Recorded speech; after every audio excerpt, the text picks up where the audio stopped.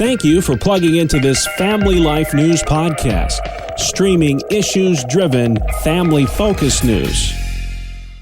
Your world, your challenges, your faith. When faith within engages the world without, there's power. It's living life from the inside out. Scams. They come by postal mail, email, and text, and of course by telephone. And they can look and sound so credible. I'm Martha Manikas Foster, and today on Family Life's Inside Out, we'll take a brief look at how we can spot scams and keep our money and personal information out of the hands of con artists. It all comes down to you never know who you're talking to on the other end of the phone or other end of the computer. You know, this can happen online or by phone. Mark O'Donnell's a state trooper out of Canandaigua, New York. He serves as a Barracks E Public Information Officer. I actually had a friend of mine within the last month call me up. He was out of town and said someone was going to harm his ex-wife if he didn't pay X amount of money in cash. And the first thing I said, did you call her? He said, no. I said, well, call her and ask her if she's okay. The woman was, in fact, safe. Scammers conjure up the need for urgency. You can save your grandchild, they say, or make some easy money, only if you act now. And that manufactured urgency, the Federal Trade Commission says, is one of the signs of a scam. You know, you really need to just take a step back. Just say, can you hang on a second? And think about what they're asking you to do. It's like a complete stranger walking up to you in the street asking you for your bank information, but they're doing it over the phone.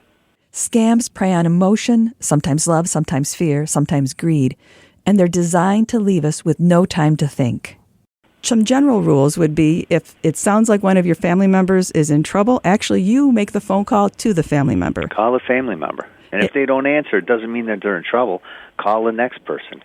Try 5 phone calls before you start giving any type of information, and never agree to paying money over the phone or online to people that you have no idea who's on the other line. And that would also be true for email or postal mail. Correct. Just as scammers use family connections to prey on victims, they also use our connections to institutions.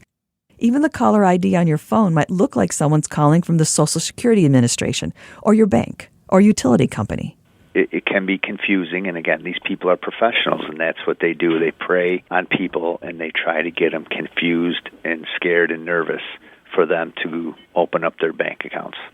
So, how can we know what's the real deal and what's a pretender?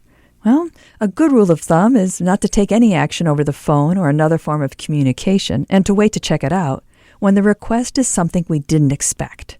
And to be on the lookout for requests that involve wiring money, giving account numbers, or buying gift cards and reporting PIN numbers to the caller. The Federal Trade Commission says this is another hallmark of a scam. We'll be told to transfer funds in a certain way.